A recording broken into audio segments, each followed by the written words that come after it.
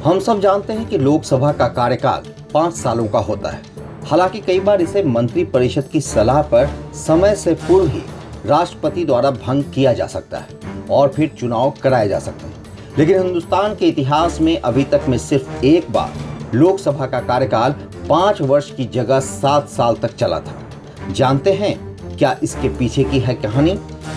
वैसे आपने कई बार लोगों से देश में इमरजेंसी लागू होने की बात सुनी जरूर होगी। दरअसल हमारे संविधान में यह व्यवस्था है कि अगर चाहे तो वह देश में आपातकालीन परिस्थितियों में लोकसभा का कार्यकाल एक बार में 1 साल तक बढ़ा सकती है। पर आखिर यह आपातकालीन परिस्थिति यानी इमरजेंसी है क्या? आपातकालीन परिस्थितियों के लिए हमारे संविधान में आर्टिकल 352 के तहत आपातकाल की व्यवस्था है। इस आर्टिकल का अब तक 3 बार इस्तेमाल हो चुका है। इस आर्टिकल के तहत पहली बार 26 अक्टूबर 1962 को भारत चीन युद्ध के समय देश में इमरजेंसी लगाई गई थी। दूसरी बार 3 दिसंबर 1971 को भारत पाकिस्तान युद्ध के समय, और तीसरी बार के बारे में तो हम सब जानते हैं कि 25 जून 1975 को किस प्रकार इंदिरा गांधी की तत्कालीन सरकार ने अपनी राजनीतिक मुसीबतों से पार पाने के मकसद से देश भर में इमरजेंसी थोप दी थी। अब बात तीसरी इमरजेंसी के दौरान संविधान से छेड़छाड़ और लोकसभा का कार्यकाल बढ़ाने के किस्से की।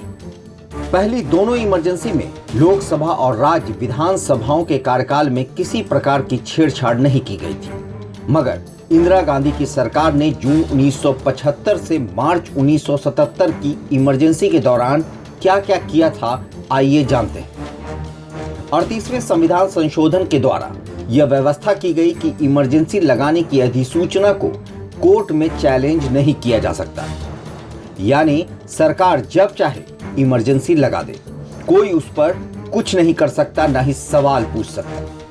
39वें संविधान संशोधन के जरिए यह व्यवस्था की गई कि राष्ट्रपति और उपराष्ट्रपति के चुनाव एवं प्रधानमंत्री और लोकसभा अध्यक्ष के बतौर सांसद चुनाव को किसी कोर्ट में चैलेंज नहीं किया जा सकता।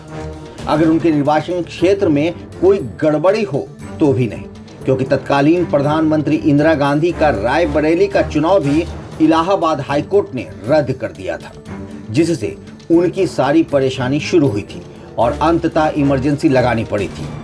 इसी वजह से इंदिरा गांधी की सरकार ने 39वां संविधान संशोधन विधेयक पास करवाया था। अब बात 42वें संविधान संशोधन, तो इसके तहत संविधान में लगभग 2.5 दर्जन आर्टिकल से छेड़छाड़ की गई थी। कई लोग तो इस संविधान संशोधन को मिनी कॉन्स्टिट्यूशन तक कहते हैं, लेकिन आज हम इसके सिर्फ उस हिस्से से आपको रूबरू करवाएंगे जो आज का मुद्दा है, यानी लोकसभा का कार्यकाल बढ़ाना। उस समय 5वीं लोकसभा अस्तित्व में थी और उसका कार्यकाल इमरजेंसी के संवैधानिक प्रावधानों के तहत 1 साल पहले ही बढ़ाया जा चुका था और इसके लिए संविधान संशोधन की कोई जरूरत नहीं थी, बल्कि यह संविधान में पहले से दर्ज था। लेकिन 42वें संविधान संशोधन के माध्यम से लोकसभा का कार्यकाल अस्थायी रूप से 5 वर्ष से बढ़ाकर 6 वर्ष कर दिया गया। 6 फरवरी 1976 को इसकी अधिसूचना भी जारी कर दी गई। इसका मतलब यह हुआ कि 5वीं लोकसभा की अवधि बढ़कर 7 साल हो गई, यानी 6 साल सामान्य और 1 साल इमरजेंसी के कारण बढ़ाया गया। यानी मार्च 1971 में गठित 5वीं लोकसभा का कार्यकाल मार्च 1978 तक होना था। जनवरी 1978 में प्रधानमंत्री इंदिरा गांधी ने 14 महीने पहले ही 5वीं लोकसभा को भंग कर दिया और चुनाव कराने की घोषणा कर दी। मार्च 1977 में 6ठी लोकसभा के चुनाव हुए। इस चुनाव में इंदिरा गांधी और कांग्रेस की बुरी तरह हार हुई। जनता पार्टी सत्ता में आ गई और मोरारजी देसाई भारत के प्रधानमंत्री बन गए। मोरारजी देसाई ने सत्ता संभालते ही पहले से जारी तीनों इमरजेंसी 1962, 1971 और 1975 को एक साथ खत्म करने की अधिसूचना जारी की। अब 6ठी लोकसभा का कार्यकाल केवल 6 वर्ष 42वें संशोधन की नई व्यवस्था के मुताबिक रह गया था, यानी मार्च 1977 से मार्च 1983 तक। लेकिन नई सरकार इमरजेंसी के दौरान संविधान में किए गए संशोधन के कई हिस्से को गड़बड़ मानती थी, जिसे और ठीक करने के इरादे से आई थी।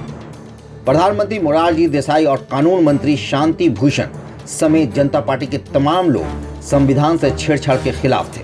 नतीजतन 1978 में 44वां संविधान संशोधन विधेयक लाया गया और इसके जरिए इमरजेंसी के दौर के तमाम वैसे कामों को दुरुस्त किया गया। लोकसभा का कार्यकाल फिर से 5 साल हो गया। न्यायालय पर से मुकदमों को सुनने की बंदिशें हटाई गईं और सबसे बढ़कर कुछ ऐसे प्रावधान किए गए जिससे भविष्य में इमरजेंसी के प्रावधान आर्टिकल 352 का दुरुपयोग न हो सके। इसके लिए इमरजेंसी लगाने की शर्तों में से एक शर्त आंतरिक अशांति को सशस्त्र विद्रोह से रिप्लेस कर दिया गया। तब से लेकर अब तक लोकसभा का कार्यकाल 5 साल ही रहा है और हर 5 साल पर जनता को अपने प्रतिनिधि और अपनी सरकार चुनने का हक मिलता रहा है। बिहार इन शॉर्ट से मैं शादाब मलिक। अगर आपने हमारे YouTube चैनल को सब्सक्राइब नहीं किया है तो जरूर कर लें। फेसबुक पेज को लाइक करना ना भूलें। धन्यवाद।